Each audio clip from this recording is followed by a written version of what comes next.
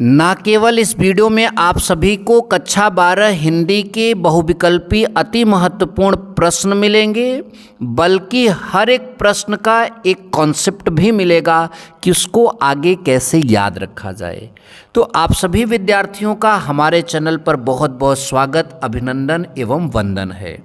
मैं हूं शिव कुमार यादव और आपको इस वीडियो के माध्यम से UP board exam class 12th के हिंदी के बहुत अति महत्वपूर्ण प्रश्न लेकर आ चुका हूं। हर एक प्रश्न से हम एकदम समझ कर आगे बढ़ेंगे, कोई भी ऐसा प्रश्न नहीं होगा कि डायरेक्ट टिक मार कर आगे बढ़ेंगे। ठीक, तो चलिए वीडियो की शुरुआत करते हैं। देखिए, हमारे पास पहला है खड़ी बोली गद्य की प्रथम रचना है। हमारे पास कई ऑप्शन है, कवि वचन सुधा, गोरा बादल की कथा, कामायनी, चितंबरा। तो हमारा आंसर होगा इसका गोरा बादल की कथा। देखिए बच्चों, हमने ये जो आपका यहाँ पर हिंदी गद्य का जो विकास है, इस तरह का पूरा नोट्स आपको अपने चैनल पर 2 बार मैंने आपको दिया है। तो जाकर हिंदी गद्य साहित्य का विकास हेडिंग डालकर जो चैनल मेरे चैनल का नाम डाल देना, जो भी आए आप उसको देख लेना। पूरा का पूरा जो है यहीं से फंस रहा है और यहीं से फंसेगा, ये बात ध्यान दो। देखो, ये मैंने यहाँ पर बनाया है, तो यहाँ पर ध्यान से देखिए, गोरा बादल की कथा जो है आपको यहाँ पर मिल गई। तो देख लीजिए, यहाँ पर गोरा बादल की कथा आप सभी को दिख रहा है, जो कि खड़ी बोली गद्य का है। तो यानी जो भी आपको यहाँ पर ध्यान से देखिए, जो भी आपके यहाँ पर प्रश्न मैं लेकर आया हूँ, सब इसी नोट से मैंने बनाया है। और बार बार जो है, कम से कम जो 3 या 4 बार पूछे गए हैं, वही मैं यहाँ पर प्रश्न आपके सामने लेकर आया हूँ। तो आपका प्रश्न का आंसर क्या हो जाएगा? गोरा बादल कथा। बच्चों, एक बात और ध्यान दो कि यहाँ पर जो आप सभी लोग ये प्रश्न कर रहे हो, तो जितने प्रश्न इसमें मिलेंगे, आप अपनी परख देखिएगा कि आपको कितना पहले से आ रहा है। दूसरा प्रश्न है बच्चों, आनंद कादम्बिनी पत्रिका का संपादक करते थे। जो आपका आनंद कादम्बिनी है, इस पत्रिका का संपादन जो है कौन करता था? तो इसमें कई ऑप्शन हैं और हमारा ऑप्शन यहाँ पर सही हो जाएगा बद्री नारायण चौधरी प्रेमघन। अब आपका यहाँ पर सवाल होगा कि सर आप अपने नोट्स में दिखाइए, क्या ये भी चीज़ वहाँ पर शामिल है? तो जी हाँ बच्चों, यहाँ पर बिल्कुल ये शामिल है। देखिए, यहाँ पर हम कुछ प्रमुख पत्रिकाएं और उनके संपादक यहाँ पर थोड़ा सा उठाइए ऊपर। आप इसका पहले तो स्क्रीनशॉट ले लीजिए, बहुत सारे क्वेश्चन इसी से फंसने वाले हैं और वो सारे क्वेश्चन 4-5 बार पूछे गए। ठीक, तो देखिए, हमने आनंद कादम्बिनी की बात किया, तो आंसर में क्या दिख रहा है? बद्री नारायण चौधरी प्रेमघन। अभी कवि वचन सुधा आएगा भारतेंदु हरिश्चंद्र। उसके बाद जो है ब्राह्मण आएगा प्रताप नारायण मिश्र का। हिंदी प्रदीप आएगा बालकृष्ण भट्ट का। बहुत सारे आंसर यहाँ पर आपको इस नोट्स में मिल जाएंगे। कहोगे तो इस नोट्स का एक बार और वीडियो हमारे चैनल पर अपलोड जरूर किया जाएगा। ठीक, ध्यान दो। तो आनंद कादम्बिनी का आपको उत्तर मिल गया, बद्री नारायण चौधरी प्रेमघन। नेक्स्ट प्रश्न देख ही लो, हिंदी प्रदीप के संपादक थे। अभी अभी आपको उसमें दिखाया, क्या हो जाएगा उत्तर? बालकृष्ण भट्ट। अगला हमारा है ब्राह्मण पत्रिका के संपादक थे। अभी अभी दिखाया प्रताप नारायण मिश्र। ठीक, कितना सरल है। और अगला है आपका हिंदी का पहला मौलिक उपन्यास है। जो हिंदी है उसका पहला मौलिक उपन्यास, तो देखिए मैं आपको इसका भी दिखा रहा हूँ कि मैंने कितना कि सजो कर कितना बढ़िया से आप सभी का ये बनाया है। परीक्षा गुरु प्रथम उपन्यास है, लेखक का नाम श्रीनिवास दास। ठीक, तो ये जो है प्रमुख उपन्यास और उपन्यासकार में हमने लिखा है परीक्षा गुरु जो है प्रथम उपन्यास है और लेखक का नाम लाला श्रीनिवास दास। ठीक, तो ये हिंदी का प्रथम मौलिक उपन्यास है, याद रखिएगा। ठीक, तो चलिए, इतने प्रश्न हो गए। आई होप कि ये सारे प्रश्न आपको पहले से पता भी रहे होंगे।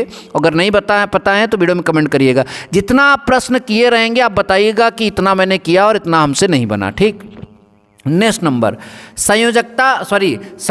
संयोगिता स्वयंवर नाटक के लेखक हैं। जो आपका संयोगिता स्वयंवर है, इस नाटक के लेखक जो हैं, तो देखिए इस नाटक के जो लेखक हैं वो श्रीनिवास दास। इनका क्या नाम है? श्रीनिवास दास जो हैं इस नाटक के लेखक हैं। भारत दुर्दशा देखिए भारतेंदु हरिश्चंद्र का एक बहुत बहुत बहुत कि प्रसिद्ध नाटक है। ये नाटक है, कभी कभी पूछेगा भारत दुर्दशा जो है किस विधा की रचना है, तो उत्तर में आपको लिखना पड़ेगा कि ये नाटक है। किसकी रचना है? भारतेंदु हरिश्चंद्र की रचना है भारत दुर्दशा, याद रखिएगा। ठीक, अगला हमारा है 100 अजान एक सुजान। 100 अजान एक सुजान। तो बच्चों इसके लेखक का नाम है बालकृष्ण भट्ट। इस मतलब रचना के लेखक का नाम है बालकृष्ण भट्ट। इसमें बच्चों यह भी प्रश्न कर सकता है कि ये किस विधा की रचना है। तो अभी मैंने आपको दिखाया भी कि यह एक उपन्यास है। तो बालकृष्ण भट्ट की रचना 100 अजान एक सुजान एक उपन्यास है और इस जो है ये बालकृष्ण भट्ट की रचना है। नेक्स्ट प्रश्न बच्चों, अभी मैंने दिखाया भी था, कवि वचन सुधा के संपादक थे। जो कवि वचन सुधा है इसके संपादक थे। तो कवि वचन सुधा के संपादक कौन थे? आप सभी को अभी हमने बताया कि भारतेंदु हरिश्चंद्र। ये कौन थे? भारतेंदु हरिश्चंद्र। नेक्स्ट है सरस्वती पत्रिका के संपादक थे। जो सरस्वती पत्रिका है उसके कौन संपादक थे? तो ध्यान दीजिए, सरस्वती पत्रिका के संपादक जो हैं श्याम सुंदर दास। यहाँ पर आंसर निकल कर आ रहा है श्याम सुंदर दास। तो बच्चों इसका सही जवाब हमारा होगा महावीर प्रसाद द्विवेदी। चूँकि बुक में श्याम सुंदर दास लिखा था तो इसलिए मुझे एक बार कन्फ्यूज़न हो गया। तो इसका सही जवाब होगा महावीर प्रसाद द्विवेदी। ठीक, अब अगला है सरस्वती पत्रिका जो है किस युग की है? तो भैया द्विवेदी नाम आया तो कौन से युग का होगा? द्विवेदी युग का। ठीक, ऐसे भी प्रश्न किए जाते हैं। तो प्रश्न कैसे किए जाते हैं ये ध्यान से देखिए। जब इसकी समझ रहेगी तो आपको आंसर देने में कोई दिक्कत नहीं होगी। नेक्स्ट है सरदार पूर्ण सिंह जो हैं, सरदार पूर्ण सिंह किस युग के लेखक हैं? जो आपके सरदार पूर्ण सिंह हैं वो किस युग के लेखक हैं? तो चूंकि आप ध्यान दीजिए अभी द्विवेदी युग के आसपास हम लोग पढ़ रहे हैं तो ये द्विवेदी युग का हो जाएगा। चिंतामणि, जो चिंतामणि है ये आपका जो है इसके रचनाकार हैं। तो चिंतामणि आप सभी को मालूम होना चाहिए कि चिंतामणि किसकी रचना है? आचार्य रामचंद्र शुक्ल। ये बहुत प्रसिद्ध निबंध है।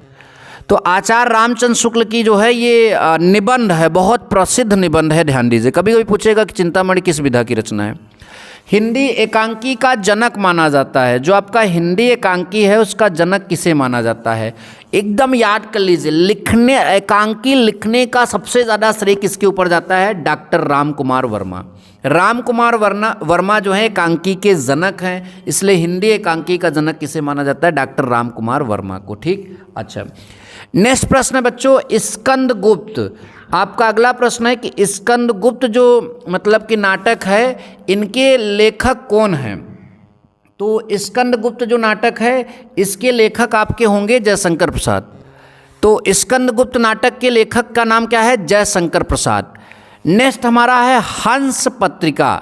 एक हंस पत्रिका भी देखिए बहुत प्रचलित हुई है। पत्र पत्रिकाओं की बात करें तो इसमें हंस पत्रिका का नाम भी बहुत ज़्यादा बढ़ चढ़ कर आता है कि हंस पत्रिका के जो संपादक हैं वो आपके कौन थे? तो इसका सही मतलब कि उत्तर हो जाएगा मुंशी प्रेमचंद। ठीक, तो हमारा अगला प्रश्न है इसका उत्तर हो जाएगा मुंशी प्रेमचंद। अगला प्रश्न है प्रेमचंद का उपन्यास है। तो प्रेमचंद का जो प्रसिद्ध उपन्यास है आप सबने पढ़ रखा होगा गोदान। तो गोदान जो है प्रेमचंद का क्या है? उपन्यास है। आगे प्रश्नों को हम देखेंगे। आगे हमारे पास जो प्रश्न है ध्रुव स्वामिनी नाटक के लेखक हैं। तो देखिए ध्रुव स्वामिनी जयशंकर प्रसाद का प्रसिद्ध नाटक है, ये बात ध्यान दीजिए। जो ध्रुव स्वामिनी है वो जयशंकर प्रसाद का प्रसिद्ध नाटक है, इतना बात आप सब लोग याद रख लीजिए।